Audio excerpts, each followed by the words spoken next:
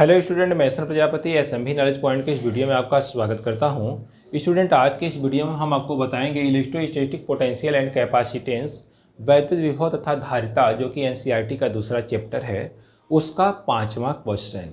तो 5वें क्वेश्चन में कह रहा है कि एक समांतर पट्टिका संधारित्र या एक समांतर प्लेट संधारित्र है जिसकी धारिता 8 पिकोफैरेड है।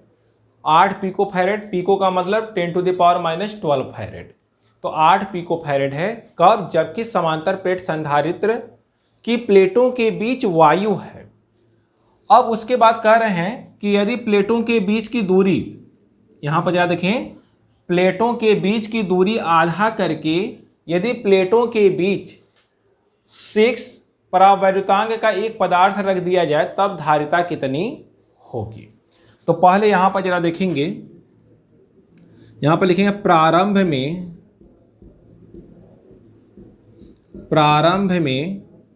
धारिता। प्रारंभ में धारिता तो फार्मूला होता है C = A epsilon not upon D. C = A epsilon not upon D. ऐसे समझ सकते हैं फिगर के माध्यम से। जैसे यह क्या है, समांतर प्लेट संधारित्र का पहला प्लेट P1 है, यहाँ पर समांतर प्लेट संधारित्र का यह दूसरा प्लेट P2 है, और इसके बीच में क्या है, इसके बीच में वायु है, और यहाँ से इसका जो डिस्टेंस है, इस डिस्टेंस को हमने माना है d। तब इस अवस्था में जो समांतर प्लेट संधारित्र की धारिता है, इसको हम लोग C0 से भी प्रदर्शित कर सकते हैं। तो C0 = A epsilon not upon D, और इसकी वैल्यू दिया हुआ है 8 पिकोफैरेड। 8 पिकोफैरेड का मतलब हो गया 8 × 10⁻⁻12 फैरेड। यह इक्वल टू हो जाएगा A epsilon not upon D. इसको बनाएंगे इक्वेशन फर्स्ट। अब कह रहे हैं कि जब प्लेटों के बीच की दूरी क्या कर दी जाए, आधी कर दी जाए। मीन्स जहां पर डिस्टेंस d है, अब डिस्टेंस हमने कितना कर लिया, डिस्टेंस आधा कर लिया, और इनको नज़दीक नज़दीक ला दिए। इनकी बीच की डिस्टेंस को हमने आधी कर दिया, यानी यहाँ से यह d/2 डिस्टेंस हो गया, और इसके बीच 6 परावैद्युतांक का। तो यहाँ पर देखेंगे k = 6, जो परावैद्युतांक है, परावैद्युतांक हम लोग कैपिटल K से प्रदर्शित करते हैं। यहाँ पर देखेंगे ये प्लेट P1 है, ये प्लेट P2 है, इसके क्षेत्रफल पर कोई प्रभाव नहीं पड़ रहा है। इसका एरिया तो A ही है दोनों प्लेटों का, यहाँ पर भी एरिया वही रहेगा। अंतर कहाँ कहाँ पर आ रहा है, केवल प्लेटों के बीच जो मटेरियल है उसमें अंतर आ जा रहा है। यहाँ पर वायु है, यहाँ पर 6 परावैद्युतांक का कोई पदार्थ भर दिया जा रहा है। दूसरा अंतर कहाँ पर आ रहा है, डिस्टेंस। दोनों प्लेटों के बीच पहले डिस्टेंस d था, और अब डिस्टेंस कितना हो जा रहा है, d/2। तो इस अवस्था में कितना कैपेसिटी हो जाएगा, कितनी धारिता हो जाएगी। तो यहाँ पर जरा देखेंगे C = फार्मूला वही आएगा A epsilon not upon D. तो यहाँ पर जरा देखेंगे, जब K परावैद्युतांक का कोई पदार्थ रख देंगे तो यहाँ पर एप्सिलॉन नॉट नहीं आता है, यहाँ पर आता है फिर K एप्सिलॉन नॉट, और D की जगह अब कितना आ जाएगा, d/2 आ जाएगा। अब इसी को थोड़ा सा अगर हम लोग सॉल्व कर लें, देखेंगे यहाँ पर A, K की जगह रखेंगे 6 एप्सिलॉन नॉट, यहाँ पर सब इंटू है, और यहाँ पर D, और यह 2 कहाँ चला जाएगा, ऊपर चला जाएगा। तो इस तरह से C = देखेंगे यहाँ पर 6 में 2 का इंटू हो जाएगा, तो यहाँ पर हो जाएगा 12A epsilon not upon D. अगर हम लोग इसकी तुलना इक्वेशन 1 से करें तो A एप्सिलॉन नॉट डी की जगह हम लोग लिख सकते हैं, क्या लिख सकते हैं, 8 × 10⁻⁻12 रख सकते हैं। तो यहाँ पर जरा देखेंगे by equation 1 and 2, by equation 1 and 2। तो यहाँ पर जरा देखेंगे C = हो जाएगा, देखेंगे A epsilon not upon D. A epsilon not upon D की जगह रखेंगे 8 इंटू, तो यहाँ पर देखेंगे 12 और इंटू 8 इंटू 10⁻⁻12। तो यहाँ पर जरा देखेंगे 12 × 8 = 96, 10⁻⁻12 ये हो जाएगा किसमें, फैरेड। धारिता का मात्रक फैरेड होता है, अगर इसको पिको फैरेड में लिखना रहेगा तो यह हो जाएगा 96 पिको फैरेड। इस तरह से भी आप लिख सकते हैं पिको फैरेड में, या फिर इसके आंसर को लिख सकते हैं फैरेड में। अब आते हैं छठवें सवाल पर। तो क्वेश्चन नंबर 6 में देखेंगे, कह रहा है कि तीन संधारित्र जिनकी धारिता एक समान है और प्रत्येक की धारिता 9 पिको फैरेड। 9 पिको फैरेड का मतलब, पिको का मतलब होता है 10 घाते -12, तो इसको लिख सकते हैं 9 × 10⁻⁻12 फैरेड। कह रहा है कि तीन संधारित्र जिनकी धारिताएं, प्रत्येक की धारिताएं एक समान है और प्रत्येक की धारिता 9 × 10⁻12 फैरेड है। यहां पर देखेंगे 9 पिको फैरेड या 9 × 10⁻12 फैरेड है। तीनों को श्रेणी क्रम में जोड़ा गया है। किस क्रम में जोड़ा गया है? श्रेणी क्रम में जोड़ा गया। तो कह रहे हैं कि संयोजन की कुल धारिता क्या है? संयोजन की कुल धारिता ज्ञात करना है, पहला सवाल। दूसरा सवाल कह रहे हैं कि यदि संयोजन को 120 वोल्ट के संभरण से जोड़ दिया जाए तो प्रत्येक संधारित्र पर विभवांतर कितना होगा, यहां पर यह बताना है। तो यहां पर जरा देखेंगे, तीन संधारित्र इस तरह से एक दूसरे से श्रेणी क्रम में जुड़े हुए हैं और प्रत्येक की धारिता एक समान है। अगर इसका धारिता C है, इसका धारिता C है, इसका भी धारिता कितना है? C ही है। मान लिया यह पॉइंट A है, यह पॉइंट B है। तो पहला ज्ञात करना है कि प्रत्येक की धारिता एक समान है, तो इसका श्रेणी क्रम में कुल धारिता कितना होगा।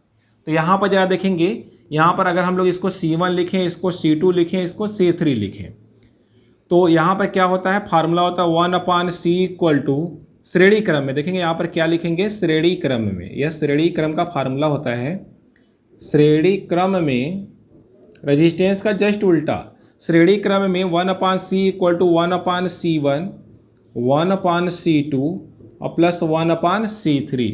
तो चूंकि प्रत्येक की धारिताएं समान ही हैं, तो इसलिए इसको ऐसे लिख सकते हैं 1/C = 1/C1 1/C1 +1/C1। क्यों ऐसा करेंगे? क्योंकि C1 = C2 = C3, प्रत्येक की धारिता कितनी है? 9 पिको फैरेड है। तो जब इसको अगर हम लोग ऐड करेंगे तो 1/C = 3/C1 आएगा। इसको उल्टा कर देते हैं, तो यहाँ पर जरा देखेंगे क्या आ जाएगा? C = C1/3 आ जाएगा। तो C1 की वैल्यू यहाँ से रख दीजिए। यहाँ पर ये क्या है? एक्चुअली ये क्या है? C1 है, इसको हम लोग C1 मान सकते हैं। तो C1 = है 9 × 10⁻⁻12 फैरेड अपान 3 कर दिया। तो 3 से इस 9 को जब काटेंगे तो यहाँ पर आएगा 3 × 10⁻12 फैरेड। तो यह क्या आ जाएगा? श्रेणी क्रम में तीनों संधारित्र का परिणामी धारिता। दूसरा क्वेश्चन इसी में कह रहा है, यह पहले का A था, यह A और यहाँ पर यह B। अब कह रहा है कि यदि संयोजन को 120 वोल्ट के संभरण से जोड़ दिया जाए तो प्रत्येक संधारित्र पर विभवांतर कितना होगा। तो यहाँ पर जरा देखेंगे, विभव दे दिया। विभव यहाँ पर कह रहा है कि जो विभव है वो 120 वोल्ट है। तो यहाँ पर देखेंगे, लिखेंगे V = 120 वोल्ट और यहाँ पर C = कितना आया है? 3 × 10⁻⁻12 फैरेड। तो यहाँ पर एक फार्मूला होता है। सबसे पहले हम लोग निकालेंगे कि इस श्रेणी क्रम में Q कितना है, मीन्स आवेश कितना फ्लो हो रहा है। जब इसको 120 वोल्ट के संभरण से जोड़ेंगे तो प्रत्येक, यहाँ पर एक ही ब्रांच है, एक ही लाइन में सभी कैपेसिटर जुड़े हुए हैं, तो प्रत्येक में जो करंट है या प्रत्येक में जो आवेश है उसका मान समान हो जाएगा। तो यहाँ पर सबसे पहले हम लोग लिखेंगे आवेश, लिखेंगे अतः प्रत्येक